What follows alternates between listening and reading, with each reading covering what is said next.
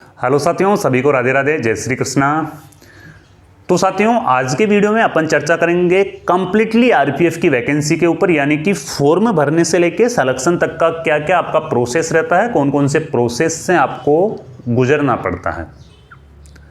साथियों, काफ़ी दिनों के बाद में आरपीएफ की वैकेंसी आई है। यह वैकेंसी अगर अपन बात करते हैं पिछली बार, तो ये वैकेंसी पिछली बार आई थी साथियों 2018 में ये वैकेंसी आई थी, और अब की बार ये वैकेंसी 2024 में देखने को मिली है। आरपीएफ का जो मेन तौर पे जो कार्य होता है ना, वो क्या कार्य होता है आरपीएफ का कार्य होता है रेलवे प्रोटेक्शन फोर्स। रेलवे की जितनी भी संपत्तियां होती है उनको प्रोटेक्ट करने का काम होता है आरपीएफ का। अब इसमें दो पोस्टों पर वैकेंसी आई है।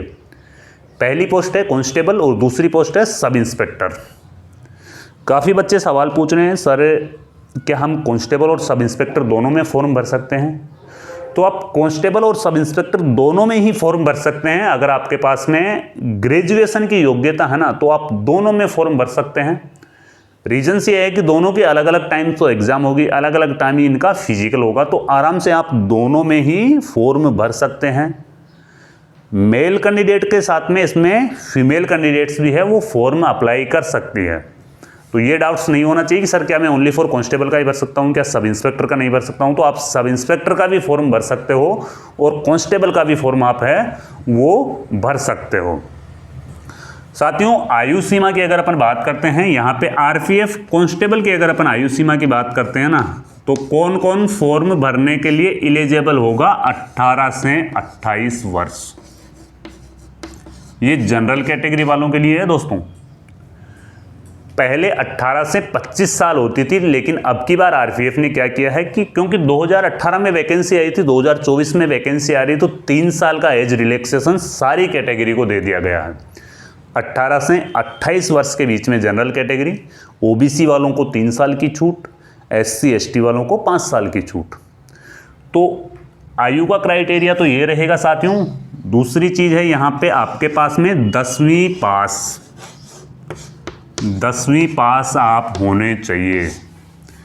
कोई एक्स्ट्रा डिप्लोमा की ज़रूरत पड़ेगी क्या? सर बिल्कुल नहीं पड़ेगी, कोई एक्स्ट्रा डिप्लोमा की ज़रूरत नहीं पड़ेगी, किसी कंप्यूटर डिप्लोमा की ज़रूरत नहीं पड़ेगी, किसी आईटीआई की ज़रूरत नहीं पड़ेगी, किसी की भी कोई ज़रूरत नहीं पड़ेगी। ओनली फॉर आपकी आयु सीमा इस एरिया में आनी चाहिए और आपका जो क्वालिफिकेशन है वो 10वीं पास होनी चाहिए। कांस्टेबल का फॉर्म आप है अप्लाई कर सकते हो। साथियों, आयु की गणना कब से होगी? तो मेरे दोस्तों, आयु की गणना 1 जुलाई 2024 से आयु की गणना होगी। इसके फॉर्म कब से भरे जाएंगे? इसके फॉर्म में 15 अप्रैल से 14 मई के बीच में इसके फॉर्म भरे जाएंगे। तो लगभग आज से 45 दिन का टाइम है वो आपको मिलेगा। आज से लगभग 45 दिन बाद में इसके फॉर्म है वो भरे जाएंगे। 45 दिन बाद से इसके फॉर्म भरे जाएंगे और फॉर्म भरने के लिए आपको 1 महीने का टाइम है वो दिया जाएगा। तो साथियों, जो सिलेक्शन प्रोसेस है ना, वो प्रोसेस में आपको सबसे पहले फॉर्म भरना है। दूसरा स्टेप आपका एग्ज़ाम होगी। एग्ज़ाम में जो विद्यार्थी क्वालिफाई हो जाएंगे उनका फिजिकल टेस्ट होगा। जो फिजिकल टेस्ट में पास हो जाएंगे उन विद्यार्थियों का यहाँ पे मेडिकल टेस्ट होगा। फिजिकल में पास होने के बाद में मेडिकल टेस्ट होगा,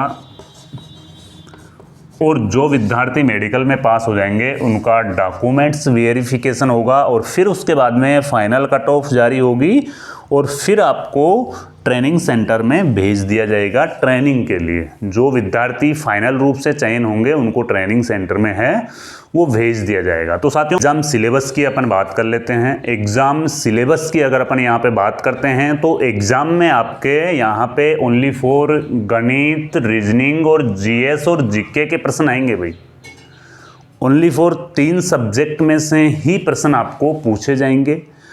टोटल यहाँ पे अगर अपन बात कर लेते हैं साथियों, 35 क्वेश्चंस तो गणित से पूछेंगे, 35 क्वेश्चंस ही यहाँ पे रीजनिंग से पूछे जाएंगे, और 50 क्वेश्चंस यहाँ पे जीएस और जीके के पूछे जाएंगे। ये वाला आपका सिलेबस रहेगा रेलवे प्रोटेक्शन फोर्स कांस्टेबल वाला सिलेबस यही है। सेम सिलेबस सब इंस्पेक्टर का भी है। पेपर्स का लेवल थोड़ा हार्ड रहता है सब इंस्पेक्टर का, कांस्टेबल का पेपर का लेवल थोड़ा सा लो रहता है। इन क्वेश्चंस को हल करने के लिए 90 मिनट का आपको टाइम दिया जाएगा। गलत करने वाले स्टूडेंट्स के लिए 1/3 की नेगेटिव मार्किंग भी रहने वाली है। अब आपके लिए इंपॉर्टेंट बात बता देता हूं, जो भी साथी आरपीएफ की तैयारी कर रहा है उसको करना क्या है, आपके जीएस और जीके के कंप्लीटली हस्तलिखित नोट्स आपको मिलेंगे। हस्तलिखित नोट्स साथियों 5 से 7 दिन में तैयार हो जाएंगे। तो आपको एक नंबर सेव कर लेना है, ये वाले व्हाट्सएप नंबर आपको सेव कर लेना है 9680662076। इन पे आपको क्या भेजना है, आरपीएफ लिख के आपको इन पे भेजना है। आरपीएफ लिख के आपको इन पे भेजना है। और साथियों साथ में ही आपको कमेंट बॉक्स में है ना टेलीग्राम चैनल जरूर मिलेगा, वो जरूर ज्वाइन कर लेना, क्योंकि वहाँ पे लेटेस्ट अपडेट मैं आपके लिए डालता रहता हूँ। हर एक अपडेट का वीडियो बनाना भी पॉसिबल नहीं है, तो इसलिए टेलीग्राम चैनल आपको जरूर ज्वाइन कर लेना। ये व्हाट्सअप नंबर आपको सेव कर लेना है, आरपीएफ लिख के भेजना है। जीएस और जीके के कंप्लीटली 50 नंबर के नोट्स है, वो मिलेंगे आपको कम से कम प्राइस में। साथियों हस्तलिखित नोट्स है, कम से कम प्राइस में मैं आपको प्रोवाइड करवाऊंगा ये वाले नोट्स। तो ज़रूर भी ये वाले नंबर सेव कर लें और टेलीग्राम चैनल है वो ज्वाइन कर लें।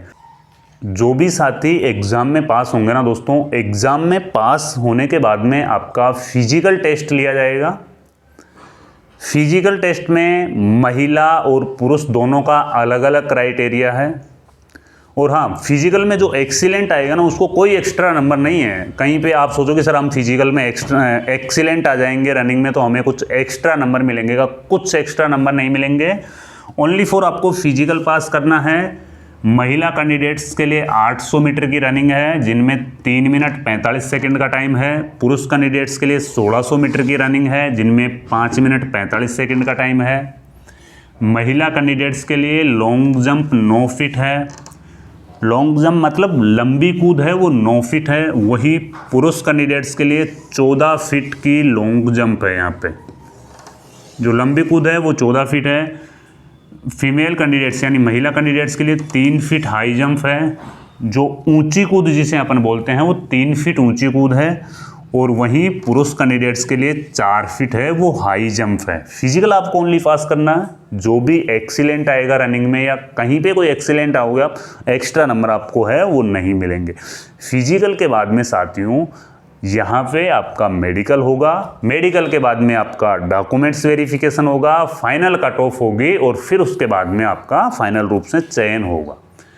ये इसका कंप्लीटली सिलेक्शन प्रोसेस है। छोटा सा मैं आपको यहाँ पे एक जानकारी और दे देता हूँ कि अगर आपका सिलेक्शन होता है आरपीएफ में तो आपको सैलरी कितनी मिलेगी। तो आपको फर्स्ट में जो सैलरी मिलेगी ना साथियों, वो 21 से 22 हज़ार के आसपास में आपको बेसिक पे मिलेगा। ये 21 से 22 हज़ार आपको बेसिक पे है। और इसके बाद में जैसे कि और एक्स्ट्रा भत्ते भी इसमें मिलते हैं, तो ये सारा सब कुछ मिला के 30 से 32 हज़ार के आसपास में आपको शुरुआती दौर में इसमें सैलरी मिलने वाली है आरपीएफ की वैकेंसी में। तो साथियों जो भी साथी आरपीएफ की तैयारी कर रहे हैं एक बार टेलीग्राम चैनल ज़रूर ज्वाइन कर लें। कमेंट बॉक्स में मैं पिन कर रहा हूँ टेलीग्राम चैनल, आप ज़रूर ज्वाइन कर लें। व्हाट्सअप पे आप मेरे नंबर है वो सेव कर लें। मैं आपको कम से कम प्राइस में हस्तलिखित नोट्स है वो प्रोवाइड करवाऊँगा, हस्तलिखित नोट्स आपको दूंगा। तो साथियों ये जानकारी, ये वीडियो, ये इन्फॉर्मेशन अगर आपको अच्छी लगी है तो आप इसे लाइक ज़रूर करें। जय हिंद, वंदे मातरम।